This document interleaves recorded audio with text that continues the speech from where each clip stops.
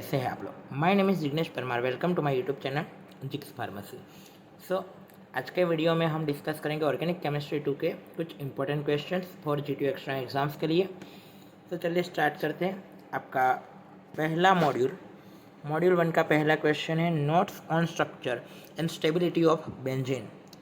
एक दो बार देखने को मिली है स्टेबिलिटी ऑफ बेंजीन, एक बार देख लीजिए क्या है, और बेंजीन का स्ट्रक्चर तो आपको आता ही है। दूसरा क्वेश्चन है write down structure and uses of DDT, BHC and chloramine. Structure and uses जो आपके फर्स्ट एंड सेकंड मॉड्यूल में दिए सभी बहुत इंपॉर्टेंट हैं, और उसके स्ट्रक्चर एक बार प्रैक्टिस कर लीजिएगा और उसके यूजेस याद कर लीजिएगा क्योंकि एवरी टाइम क्वेश्चंस आता है।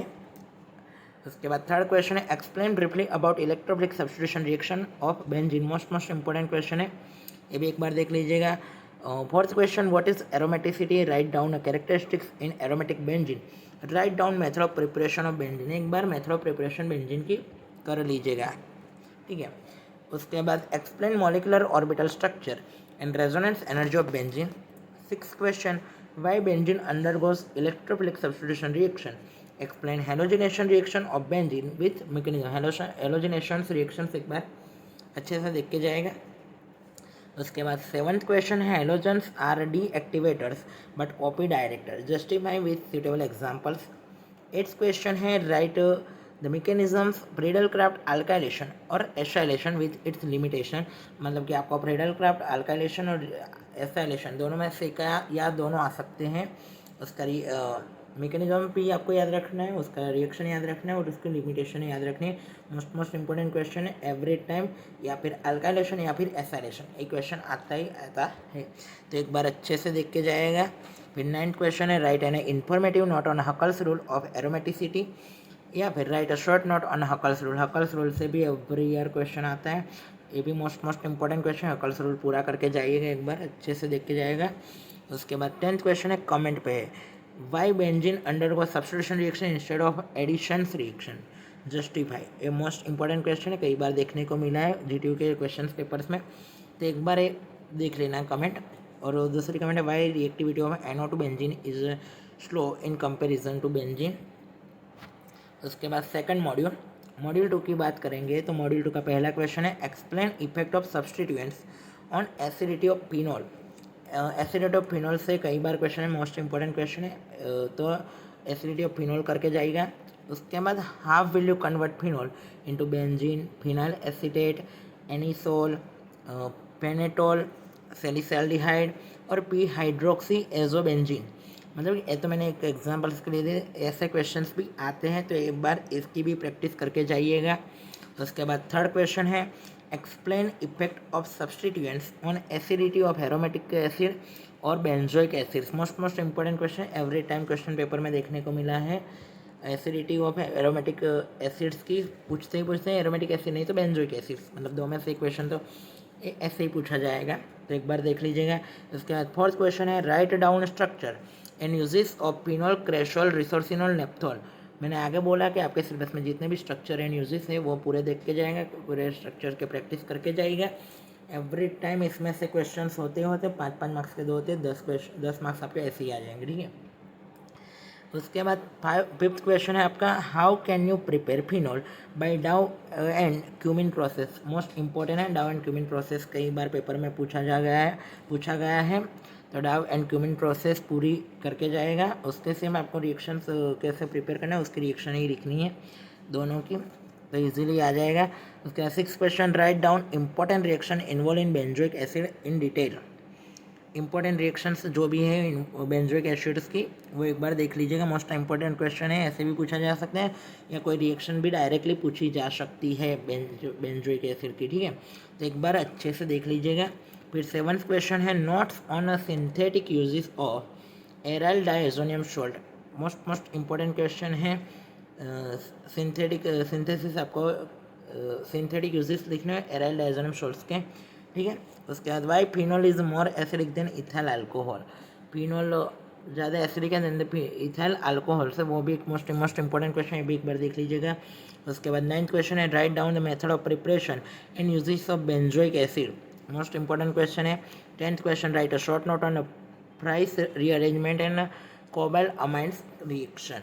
उसके बाद मॉड्यूल 2 का ही क्वेश्चन है आगे 11th question, convert this following phenol to phenyl acetic acid, P cresol to P NO two benzyl tolyl ether और O cresol to N nitroso two methyl phenol. मतलब मैंने आपको आगे भी बोला ऐसे क्वेश्चंस आपको देखने को मिल सकते हैं। सेम क्वेश्चन है ऐसा मैं नहीं बोल रहा हूँ, लेकिन ऐसे क्वेश्चंस भी आ सकते हैं, तो उसकी प्रैक्टिस करके जाना। उसके बाद सेकंड क्वेश्चन है describe the various qualitative test of phenol. Most important question है, कई बार क्वालिटेटिव टेस्ट आती है आपके क्वेश्चन पेपर में। फिनॉल की क्वालिटेटिव टेस्ट बहुत ही इंपॉर्टेंट है, कई बार पूछी गई है, मोस्ट इंपॉर्टेंट क्वेश्चन है। उसके बाद थर्ड क्वेश्चन है describe note on Reimer Tiemann reaction, most important. आप 12th में भी पढ़े हो कि रिमांड टिमांड आता ही आता है। रिमांड टिमांड मोस्ट इंपॉर्टेंट क्वेश्चन, एक बार देख के जाएगा, प्रैक्टिस कर लीजिएगा रिमांड टिमांड की। Aromatic amines are less basic than aliphatic amines, most important question है ये भी। उसके बाद fifth question write note on diazotization reaction, ये तो होता है एवरी डायजोटाइजेशन रिएक्शन वाला क्वेश्चन के बिना तो पेपर निकल ही नहीं सकता। मोस्ट इंपॉर्टेंट क्वेश्चन, एक बार देख लीजिएगा डायजोटाइजेशन रिएक्शन। उसके बाद write note on Hofmann degradation reaction, most important question Hofmann degradation, ये देख लीजिएगा एक बार। उसके बाद detail note on Cannizzaro reaction, Cannizzaro reactions पे भी आ सकती है नोट्स, तो देख लीजिएगा, मोस्ट इंपॉर्टेंट क्वेश्चन है।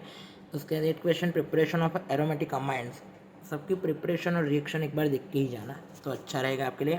उसके बाद preparation of phenol, preparation of aromatic amines और फिनॉल की देख लीजिएगा, पूछी जा सकते हैं, कई बार पूछी गई है, डायरेक्ट क्वेश्चन आए प्रिपरेशन ऑफ फिनॉल और प्रिपरेशन ऑफ एरोमेटिक अमाइंस से।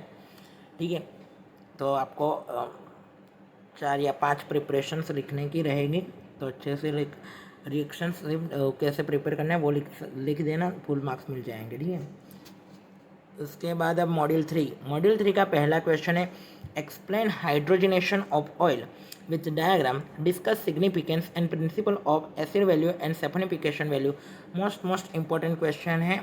उसके बाद सेकंड क्वेश्चन है write down significance and principle involve in determination of RM value, acetyl value, ester value and iodine value, most important question. ये 4 तो आती ही आती हैं, लेकिन उसके अलावा भी जो आपकी वैल्यूज है अलग अलग वैल्यू, जैसे कि एसिड वैल्यू वो सब दी है, तो वो सब कर लीजिएगा। मोस्ट इंपॉर्टेंट क्वेश्चन है, उसमें से क्वेश्चंस आते हैं।